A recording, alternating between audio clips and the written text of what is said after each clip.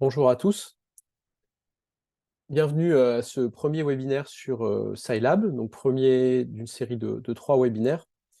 Le webinaire d'aujourd'hui a pour but de présenter Scilab de manière assez rapide pour les personnes qui ne le connaîtraient pas ou ceux qui ont perdu un peu de vue ce logiciel depuis un moment.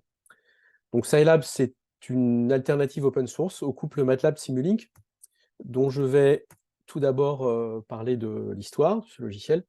Ensuite, je dirai quelques mots rapides sur le cœur de métier de Scilab, c'est-à-dire ses fonctionnalités, et puis de l'écosystème qu'il y a autour, en particulier les différentes boîtes à outils qui existent. Je parlerai ensuite des nouveautés de la dernière version, donc qui est sortie au mois d'octobre, la version 2024.0. Et en dernier point, je vous expliquerai un peu comment je vois le rôle de la communauté Scilab dans le futur. Donc ensuite, on aura une place pour la discussion. Alors, l'histoire de Scilab est assez longue. Elle a commencé en 1982. Alors, en 1982, c'est aussi le début de l'histoire d'un autre logiciel plus connu, peut-être, qui s'appelle MATLAB. L'idée à la base, dans la création de ce genre de logiciel, donc MATLAB ou Scilab, c'était de pouvoir utiliser des bibliothèques d'algèbre binaire et par exemple de résolution de systèmes d'équations linéaires ou de calcul de valeurs propres, de résolution de problèmes de moindre carré. Donc des bibliothèques qui étaient écrites en Fortran. Donc là ici je parle plutôt de LeanPack et IcePack.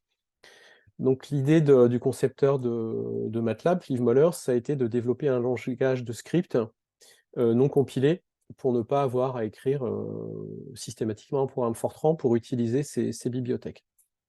Donc le même type de projet a commencé presque au même moment, peut-être à l'INRIA, donc à Aucancourt.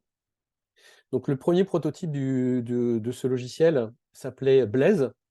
Alors les acronymes, certainement les 3 premières lettres, BLA, ça doit être peut-être Basic, Linear, Algebra, et S peut-être pour Script, et E Execution, enfin je ne sais plus trop. Ensuite, ce logiciel s'est appelé Basil, et il a été un temps commercialisé par la première startup de l'INRIA, qui s'appelait Simulog. Mais ça n'a vraiment duré qu'un temps, parce que le logiciel, en fait, a connu plus, finalement, de diffusion quand il est devenu open source en 1994. Ensuite, le développement s'est professionnalisé, donc c'était toujours un projet INRIA.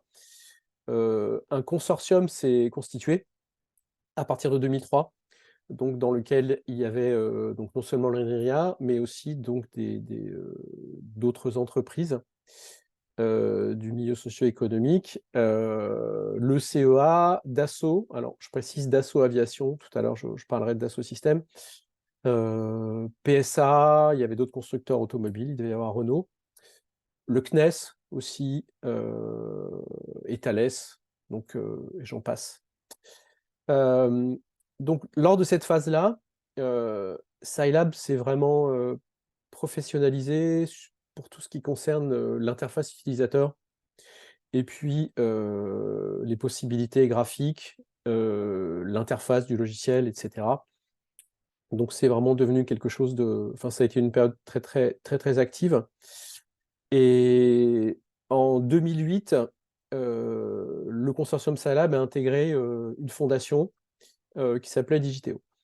Alors, à l'issue de cette phase-là, donc on va dire que c'est étendu de 1982 à 2010, Scilab a été ensuite développé par une entreprise qui a été créée par la personne qui dirigeait le consortium, hein, qui s'appelle Claude Gomez.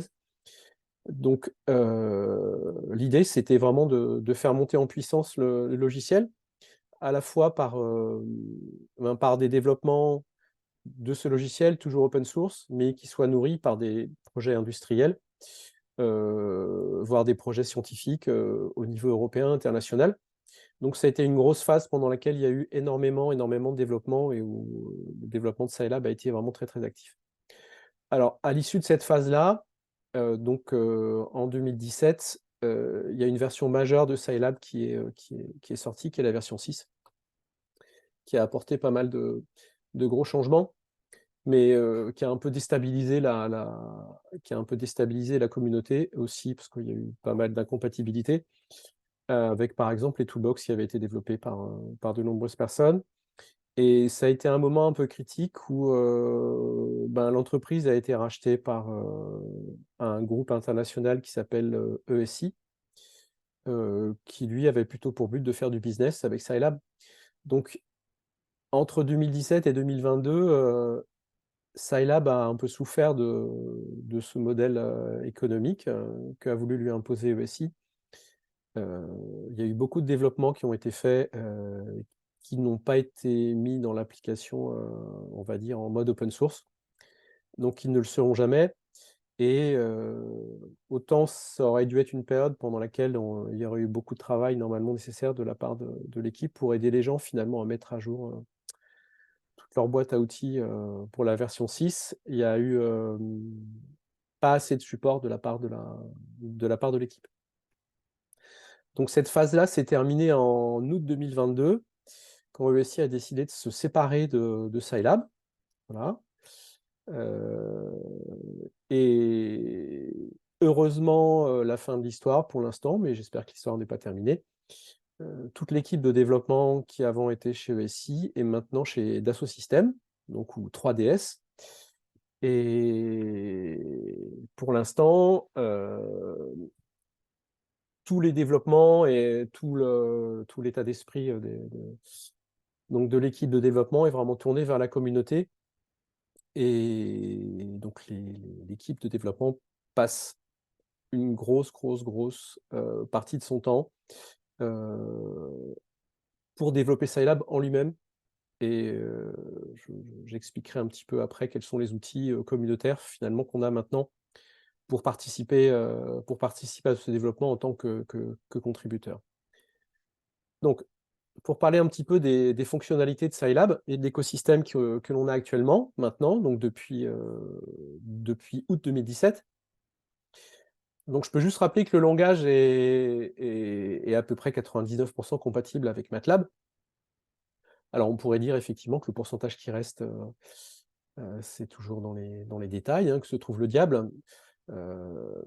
Mais en tout cas, au niveau des fonctionnalités principales, des graphiques 2D, 3D, la possibilité de développer des interfaces utilisateurs assez riches pour les applications. J'en donnerai un exemple juste après.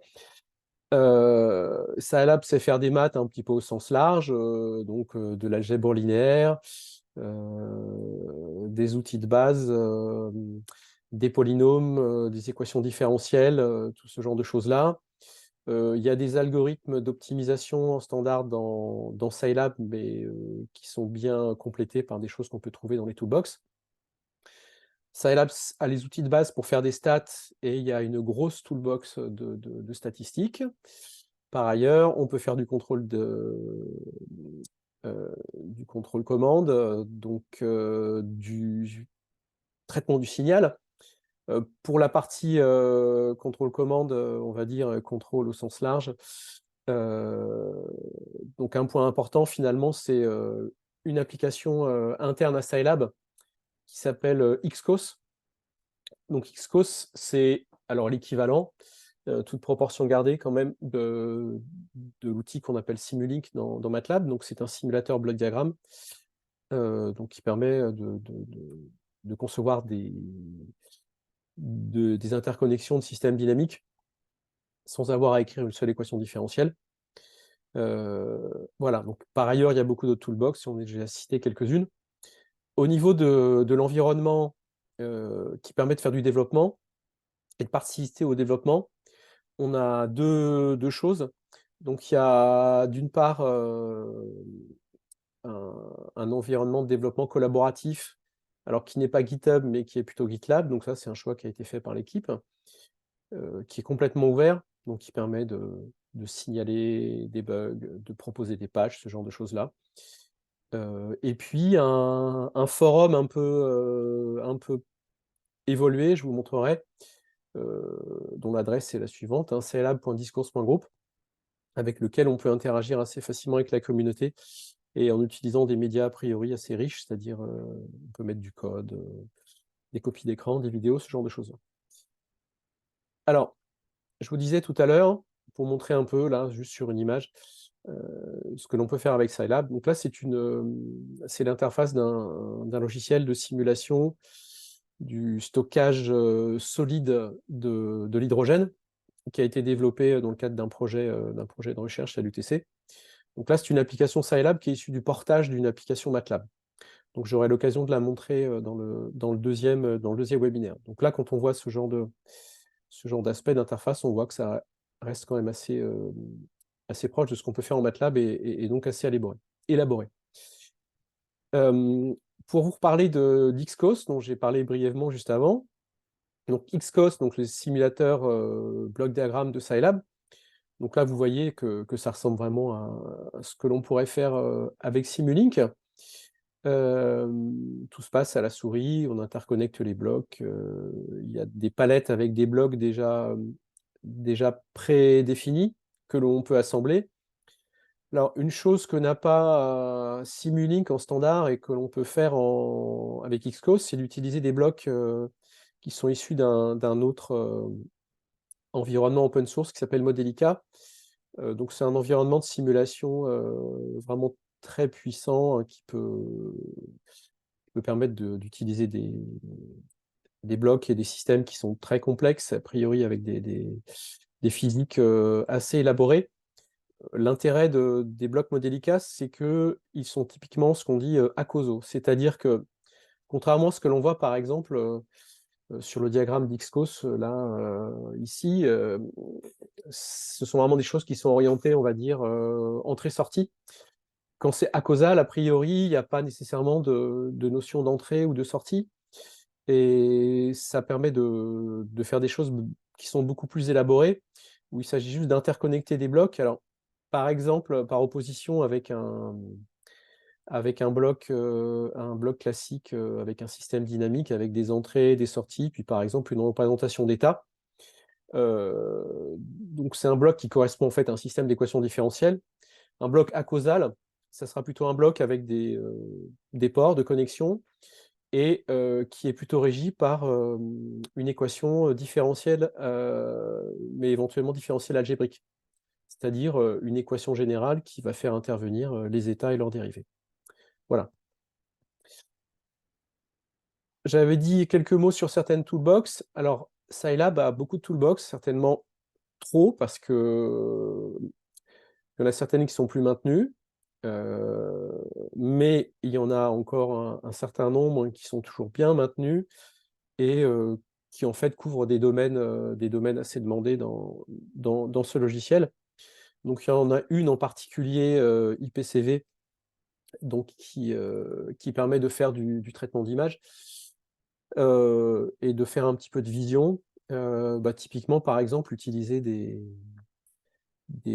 réseaux de neurones préentraînés pour faire de la détection d'objets ou de features dans des images. En optimisation, il y en a deux. Alors, il y en a une, fmincon, qui donne un outil qui est en fait très très similaire à la fonction qui a le même nom dans l'Optimization Toolbox de MATLAB. Et elle se base en fait sur un code d'optimisation par point intérieur qui s'appelle SCI IPOpt. Il y a une toolbox Arduino, donc qui permet d'aller utiliser dans un diagramme XCOS en fait de l'interconnexion en fait avec un matériel de type Arduino, donc pour faire, on va dire du hardware in the loop, hein. Et puis voilà, il y en a certaines autres. Donc tout cela, c'est des choses qui sont accessibles sur un portail, d'accord, dans lequel on peut retrouver à peu près toutes ces toolbox. Alors, on n'a pas spécialement besoin d'utiliser ce portail pour installer une toolbox dans Scilab, parce que tout se fait à partir de Scilab, il y a un outil dédié. Voilà, donc là, ça permet d'avoir une idée sur, par exemple, les derniers packages qui ont été mis à jour. Voilà. Alors, au niveau de l'écosystème qui est autour de Scilab, et qui nous permet de faire appel à la communauté. Donc sur le développement en lui-même, ce que je disais tout à l'heure, c'est qu'on utilise une plateforme qui s'appelle GitLab. Donc voilà comment ça se présente, ce type d'interface. Donc on peut avoir accès au code, aux différentes branches, signaler des problèmes, donc ça s'appelle des issues. Voilà, donc ça permet, lorsqu'on a un problème, éventuellement d'aller voir si le problème a déjà été signalé par quelqu'un d'autre, ce genre de choses-là. Voilà, donc là, c'est l'outil en fait avec lequel les contributeurs travaillent avec l'équipe de développement de 3DS. Pour l'interaction avec la communauté, plus sur l'aspect entraide, donc il y a un forum donc, qui a été créé à l'initiative de l'UTC. Donc l'UTC a soumis en fait le projet Scilab pour qu'il soit éligible en fait à un hébergement gratuit sur cette plateforme. Donc on a un forum ici qui est vraiment très très bien fait, où on peut vraiment classer les différentes questions par domaine et qui permet d'avoir en fait une interaction assez riche au niveau des types de médias que l'on peut utiliser. Là, je vous montre un exemple, par exemple, d'un message que j'avais fait un petit peu didactique suite à des questions qui avaient été posées par une personne qui voulait approcher un produit de convolution sur Scilab. Voilà. Donc, on peut écrire des équations au format LaTeX. Donc ça, c'est vraiment très, très, très facile, très pratique. Bon, il faut connaître LaTeX, évidemment. On peut insérer du code mis en valeur comme tel, insérer des images. Voilà. Donc c'est quelque chose qui a vraiment une valeur ajoutée très importante par rapport à ce que l'on avait avant sur, par exemple, la mailing list de Scilab, qui était très limitée au niveau des médias. Alors, les nouveautés de la version 2024.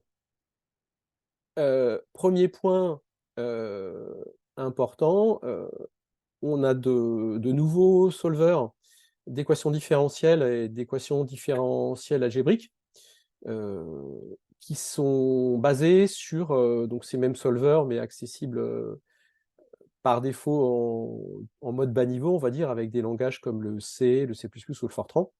Donc sur une bibliothèque qui s'appelle le SunDials, dont j'aurai l'occasion de parler dans le deuxième webinaire. Donc ça donne vraiment ça met vraiment Scilab à niveau sur cet aspect-là, parce qu'il n'y avait pas eu les solvers datent vraiment du début de l'existence de Scilab, donc c'était quelque chose de vraiment nécessaire. Donc ce sont des solvers qui sont en fait adaptés à résoudre des systèmes d'équations différentielles algébriques de grande taille, c'est-à-dire que la prise en compte de la présence de creux, typiquement pour les jacobiennes, est pris en compte. Donc une autre nouveauté qui est associée à ça, c'est la possibilité de prendre en compte des jacobiennes creuses dans ce genre d'outils, et en les approchant en tant que telles, en utilisant des algorithmes un peu particuliers qui sont basés sur la coloration de graphes. Donc ça aussi, c'est une nouveauté. Il y a d'autres nouveautés du type la gestion de données typiquement de type time series. Donc c'est des choses qui sont assez pratiques. Il y a des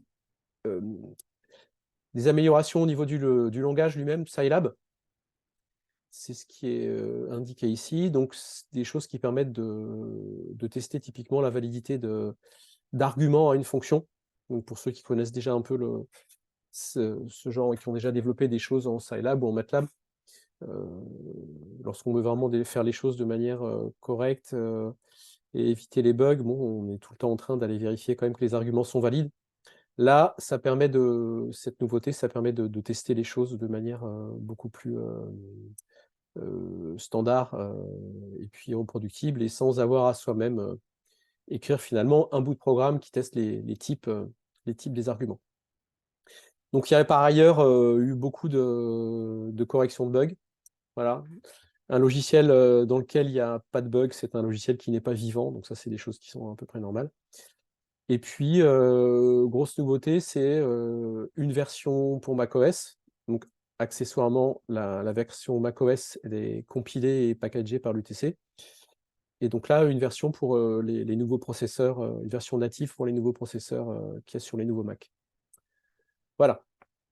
Alors, le rôle de la communauté de Scilab, pour terminer, donc c'est le suivant. Alors, la compétition est quand même rude. Donc, on compte beaucoup sur les utilisateurs de Scilab déjà d'être enthousiastes. Et d'une part, d'essayer de promouvoir Scilab comme vraiment une alternative sérieuse. Alors, j'espère, avec ce que je vous ai expliqué juste avant, avoir montré que c'était quand même du sérieux, Scilab, quand même, toujours. Donc, une alternative à la fois sérieuse, mais quand même simple d'abord par rapport à d'autres applications. Alors, qui permet d'être utilisé pour l'enseignement des méthodes numériques, d'une matière générale dans l'ingénierie, donc le traitement du signal, de l'image, le contrôle commande. Et puis aussi pour être utilisé pour tout simplement comme outil lorsque l'on veut, par exemple, produire de la recherche qui soit reproductible, voilà, avec des outils qui ne soient pas nécessairement propriétaires. Autre rôle de la communauté, actuellement, l'équipe d'Assosystem, l'équipe de développement Scilab, elle est vraiment très, très impliquée dans le développement de Scilab. Donc vraiment tournée vers la communauté. Donc je pense que c'est vraiment le moment de profiter de cette situation pour essayer d'être vraiment force de proposition pour influencer, si possible, la roadmap de Scilab, tout simplement en essayant de demander des choses qui aient du sens et qui soient utiles à vraiment toute la communauté. Alors j'en veux pour exemple la success story de la grosse contribution de l'UTC qu'il y a eu. Donc cette contribution, j'en ai déjà parlé tout à l'heure, ça concerne en fait les solvers Sundials qui sont maintenant tous interfacés dans Scilab, ainsi que les algorithmes de coloration de graphes appliqués à l'estimation de jacobienne creuse. Voilà, donc ça veut dire que lorsqu'on a des propositions crédibles à faire, je pense que l'équipe de développement de Scilab chez 3DS aura une oreille attentive. Voilà, donc je vous remercie pour votre attention et place à la discussion. Merci.